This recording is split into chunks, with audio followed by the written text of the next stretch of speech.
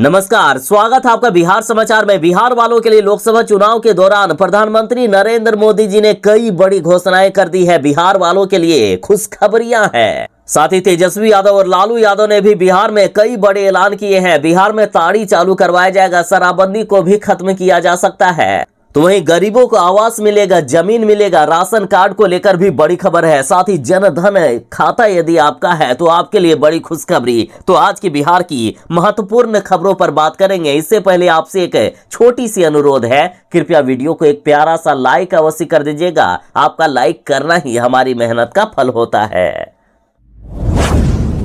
बिहार के बेरोजगारों के लिए बड़ी खुशखबरी है। शिक्षा विभाग 28,000 नए नाइट गार्डों की करेगी बहाली। देखिए, बिहार के सरकारी स्कूलों में संसाधनों की सुरक्षा के लिए 28,000 से भी अधिक नाइट गार्ड की बहाली की जाएगी, जिसको लेकर संकल्प जारी भी किया गया है। देखिए, अभी बिहार के 5,921 स्कूलों में रात्रि प्रहरी की व्यवस्था है, लेकिन 28,201 विद्यालयों में रात्रि प्रहरी की कोई भी व्यवस्था नहीं है। ऐसे में अब शिक्षा विभाग की ओर से 28,000 से भी अधिक पदों पर रात्रि प्रहरी की बहाली की जाएगी और इन्हें मानदेय के रूप में 5,000 रुपया दिया जाएगा। शिक्षा विभाग के इस फैसले से स्कूलों में न सिर्फ चोरी की घटनाओं पर रोक लगेगी, बल्कि गाँव के आसपास के युवाओं को रोजगार भी मिलेगा। देखिए, वैसे तो इन्हें 5,000 रुपया मानदेय मिलेगा, लेकिन इसके अलावा यदि एजेंसी के तहत जहां तैनाती होगी वहां मानदेय 10,000 रुपया दिया जाएगा। बिहार के बिजली उपभोक्ताओं के लिए बड़ी खबर है। देखिए, अभी भीषण गर्मी छाई हुई है, लोग लगातार एसी कूलर चला रहे हैं, लेकिन बिजली विभाग को काफी घाटा हो रहा है। बिजली विभाग के अनुसार कई ऐसे मामले सामने आए हैं कि कई अपार्टमेंट 2 मंजिला या 3 मंजिला है, लेकिन बिजली का बिल मात्र 50 यूनिट तक ही आ रहा है। यानी कई लोगों ने बिजली के कनेक्शन के साथ छेड़छाड़ कर लिए हैं। जो बड़े उपकरण हैं जैसे फ्रिज, एसी, कूलर आदि को डायरेक्ट चलाया जा रहा है, मीटर पर उसका लोड नहीं दिया जा रहा है। तो अब सीधा बिजली विभाग के अधिकारी आपके घर पर आएंगे और सीधा अब कनेक्शन का भी जांच किया जाएगा। बिजली विभाग ने अब हर घर दस्तक देने का प्लान तैयार कर लिया है। इसी सप्ताह से विभागीय टीम हर घर दस्तक देगी और खपत की जांच करेगी। देखिए, बिजली विभाग ने बताया है कि अब टीम मोहल्ले के एक एक घर की पड़ताल करेगी। परिसरों में लगे मीटर, उसकी क्षमता और लोड की जांच की जाएगी। खास करके ऐसे घरों की सबसे ज्यादा जांच होगी जहां कई ऐसे घर हैं जो 2 या 3 मंजिले के हैं, लेकिन खपत मात्र 50 यूनिट है या उससे भी कम है। ऐसे एक एक परिसर की जांच करेगी जहां कम बिजली मीटर का रीडिंग हो रहा है। बिजली विभाग ने कहा है कि घर 2 या 3 मंजिला है और बिजली की खपत मात्र 10 यूनिट या उससे भी कम कई जगह पर आ रहा है, जो कि विभागीय समझ से परे है। इसलिए अब पर्याप्त जांच होगी। तो वैसे लोग जो बिजली कनेक्शन के साथ छेड़छाड़ किए हैं, जरा सावधान हो जाएं।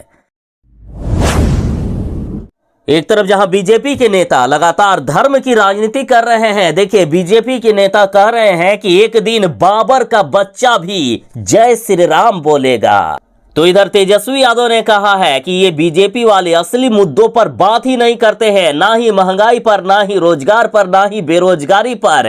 ये सिर्फ लोगों को आपस में लड़ाने का काम कर रहे हैं। तेजस्वी यादव ने कहा कि ये बीजेपी के नेता लोग सड़क पर नाक भी रगड़कर जनता से माफी मांगे, फिर भी बीजेपी वालों को जनता वोट नहीं देगी। देखिए, राजस्थान के बीजेपी अध्यक्ष ने कहा है कि देश में अगर मोदी सरकार बनती है तो आने वाले समय में बाबर का बच्चा भी जय श्री राम बोलेगा। तो इधर लालू यादव ने भी पीएम मोदी पर तंज कसते हुए कहा है कि इन बीजेपी वालों का, खास करके पीएम नरेंद्र मोदी का पसंदीदा शब्द है पाकिस्तान, शमशान, कब्रिस्तान, हिंदू मुसलमान, मंदिर मस्जिद, मछली मुगल, मंगलसूत्र और गाय भैंस।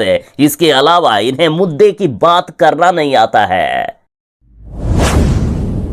तेजस्वी यादव ने कहा है कि एनडीए गठबंधन के जितने भी नेता जो बिहार के हैं वो सारे के सारे बेकार हैं। उनसे चुनाव प्रचार तक नहीं हो पा रहा है, तो आखिर ये लोग कहां से बिहार चलाएंगे। तेजस्वी यादव ने कहा है कि इन बीजेपी वालों की आज हालात खराब हो गई है। हम और मुकेश सहनी महागठबंधन के पक्ष में घूम रहे हैं और उधर कभी से राजनाथ सिंह तो कभी जेपी नड्डा, कभी अमित शाह आ रहे हैं तो कभी प्रधानमंत्री जी आ रहे हैं। यानी उनके जो स्थानीय अलायंस के नेता हैं, उनके जो बीजेपी के नेता बिहार के हैं, सबके सब बेकार हैं, वह किसी काम के नहीं है। उन लोगों को पता है कि यदि हम ही सिर्फ बिहार में चुनाव प्रचार करेंगे तो जनता हमें वोट नहीं देगी, क्योंकि हम बेकार हो चुके हैं। और अब तो हालात इतनी खराब हो गई है कि केंद्र से भी इतने नेता बिहार में आ रहे हैं, फिर भी जनता इन्हें इस बार बिहार से भगाने वाली है। तेजस्वी यादव ने कहा कि हम तो कहेंगे कि प्रधानमंत्री जी आप डोनाल्ड ट्रंप, पुतिन के साथ साथ तानाशाह किंग जोंग को भी बिहार ले आइए चुनाव प्रचार कराने, फिर भी कुछ होने वाला नहीं है, फिर भी जनता आपको वोट नहीं देगी। बिहार में एनडीए के नेता सिर्फ और सिर्फ झूठ बोलने का काम करते हैं। देखिए, कई बार जीतनराम मांझी ने कहा है कि जैसे ही बिहार में हमारी सरकार बनेगी वैसे ही हम शराबबंदी को खत्म कर देंगे। बिहार में एनडीए की सरकार बन गई, नीतीश कुमार जी ने पलटी मारकर बीजेपी के साथ मिलकर सरकार बना लिए, लेकिन बिहार में शराबबंदी को खत्म नहीं किया गया। जीतनराम मांझी फिर बोले कि जो भी बिहार में दारू और ताड़ी से बैन हटाएगा जनता उन्हीं को वोट दें, वरना वोट ही ना दें। जनता अब एनडीए नेताओं के झूठे वादे और झूठे बयानों से उब चुकी है। तो इधर लालू यादव ने भरोसा दिलाया है कि बिहार में हम ताड़ी को चालू करवाएंगे। छपरा में खुले मंच से लालू यादव ने ऐलान करते हुए कहा कि हमारी सरकार बनी तो सारी समस्याओं को हम दूर कर देंगे। लालू यादव ने कहा है कि हम पासी समाज के लिए चिंतित हैं, हमारी पासी भाई लोग बहुत परेशानी में हैं, उनकी समस्या से हम भली भांति परिचित हैं, हमारी सरकार आने दीजिए, हम बिहार में ताड़ी को चालू करवा देंगे। साथ ही लालू प्रसाद यादव हमेशा शराबबंदी के खिलाफ ही रहते हैं। नीतीश कुमार को भी लालू यादव ने कई बार कहा है कि शराबबंदी बिहार में लागू हो ही नहीं सकती है, सिर्फ सरकारी खजाने की ये बर्बादी है, इसलिए शराबबंदी को जितनी जल्दी हो सके खत्म कीजिए। तो बिहार में यदि लालू यादव की सरकार बनती है, यदि इंडिया गठबंधन की सरकार बनती है तो शराबबंदी को भी खत्म करने पर विचार किया जा सकता है। और अभी कुछ ही दिनों में लोकसभा चुनाव होने वाले हैं। तेजस्वी यादव ने लोकसभा चुनाव में भी जीत का वादा किया है, तो इस बार बिहार में शराबबंदी को भी खत्म करने पर विचार किया जा सकता है। यदि जनता चाहे तो शराबबंदी खत्म करने से पहले जनता से उनका राय लिया जाएगा। पीएम मोदी ने राहुल गांधी से कहा कि डरो मत, भागो मत। देखिए, राहुल गांधी के रायबरेली से चुनाव लड़ने पर पीएम मोदी जी ने राहुल गांधी पर बड़ी प्रतिक्रिया दी है। देखिए, राहुल गांधी पहले अमेठी से चुनाव लड़ने वाले थे, लेकिन हार के डर से राहुल गांधी ने अमेठी से चुनाव नहीं लड़ने का फैसला किया है और अब राहुल गांधी रायबरेली से चुनाव लड़ने वाले हैं। तो इस पर पीएम मोदी ने कहा है कि डरो मत, भागो मत। पीएम मोदी ने कहा है कि मैंने पहले ही बता दिया था कि जो वायनाड का चुनाव हुआ है तो वायनाड में हार के डर से अपने लिए दूसरी सीट खोज रहे हैं राहुल गांधी, और अब उन्हें अमेठी सीट से भी भागकर रायबरेली सीट चुननी पड़ रही है। ये लोग घूम घूम कर सबको कहते हैं ना कि डरो मत, तो मैं भी इन्हें यही कहूंगा कि डरो मत, भागो मत। और इस बार ये सच है कि कांग्रेस पहले से भी कम सीटों पर सिमटने जा रही है। अब देश भी समझ रहा है कि ये लोग चुनाव जीतने के लिए नहीं बल्कि सिर्फ देश को बांटने के लिए चुनावी मैदान का उपयोग करते हैं।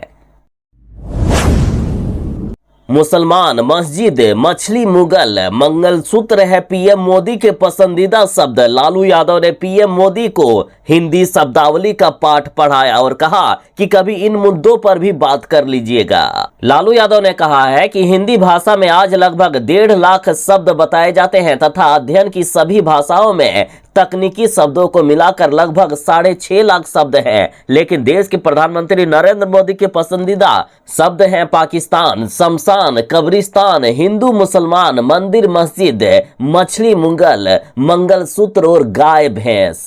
लालू यादव ने कहा है कि प्रधानमंत्री नौकरी, रोजगार, गरीबी, किसानी, महंगाई, बेरोजगारी, विकास, निवेश, छात्र, विज्ञान, नौजवान इत्यादि शब्द या इत्यादि मुद्दे भूल ही गए हैं। आज प्रधानमंत्री के मुंह से मुद्दे यानी नौकरी, रोजगार, अमन, भाईचारे की बात सुनना संभव ही नहीं है। साथ ही तेजस्वी यादव ने कहा है कि इन 4 चीजें होना असंभव है। पहला, सूरज का पश्चिम से उगना, रेगिस्तान में मछली पकड़ना, आसमान में पेड़ उगना और मोदी जी के मुंह से मुद्दे यानी नौकरी, रोजगार, प्रेम, अमन व भाईचारे की बात सुनना।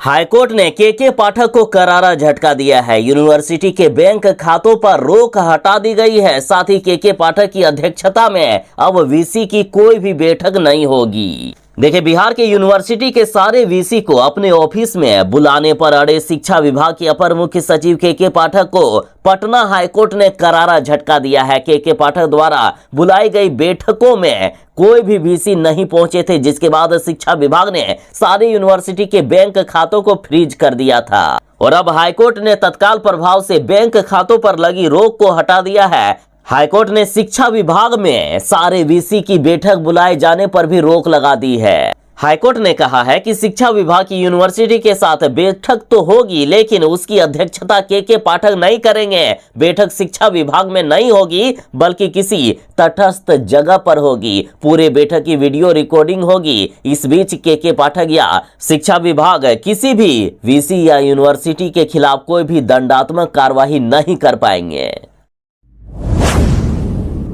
अररिया में चुनाव प्रचार के दौरान तेजस्वी यादव की तबीयत बिगड़ गई। अचानक तेजस्वी यादव के पीठ में इतना भयानक दर्द शुरू हो गया कि वे ठीक से खड़ा तक नहीं रह पा रहे थे।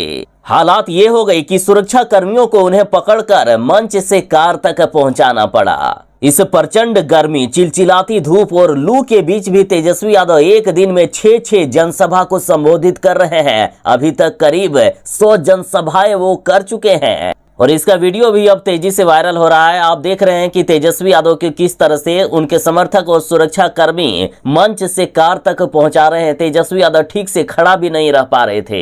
और इधर राजद ने कहा है कि फरवरी माह से ही शुरू हजारों किलोमीटर सड़क मार्ग से जन विश्वास यात्रा एवं निरंतर दूसरी बार बिहार का दौरा करने के साथ साथ इंडिया गठबंधन की पटना, मुंबई, दिल्ली, रांची की रैलियों में हिस्सा लेना तथा 3 अप्रैल से अब तक लगभग 100 चुनावी जनसभाओं को संबोधित कर चुके हैं हमारे जुनूनी नेता तेजस्वी यादव। वे चोटिल है, फिर भी वो रुकने का नाम नहीं ले रहे हैं और हम सब इनके जल्दी स्वस्थ होने की कामना करते हैं।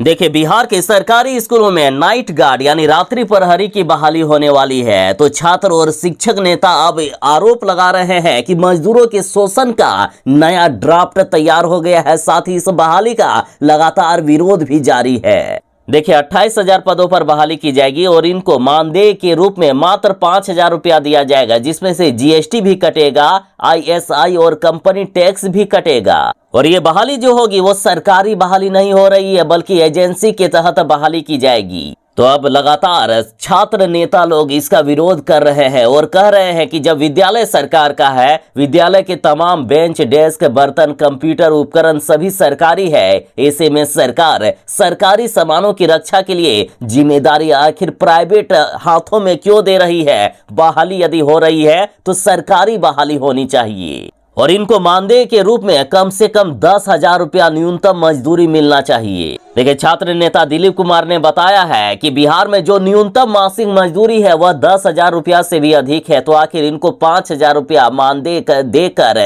इनका शोषण हम नहीं करने देंगे और सरकार को अस्थायी नौकरी देनी चाहिए ताकि लोग सुरक्षित भाव से स्वाभिमान के साथ काम कर सके। बिहार के सरकारी कर्मचारियों के लिए बड़ी खबर है। सरकारी कर्मियों को बहुमंजिले आवास भवनों में देना होगा मेंटेनेंस चार्ज भी। देखिए, राजधानी में नवनिर्मित सरकारी बहुमंजिली इमारतों पर रहने वाले राज्य कर्मियों को अब निजी अपार्टमेंट के तर्ज पर मेंटेनेंस की रकम भी देनी होगी। कर्मियों के जेब से ये राशि उनके वेतन से सीधे काट लिया जाएगा। राजधानी के शास्त्री नगर और गर्दनी बाग में बने बहुमंजिले आवासीय भवनों में रहने वालों पर यह लागू होगा। यहाँ रहने वालों को किराए के साथ साथ मेंटेनेंस चार्ज भी देना होगा।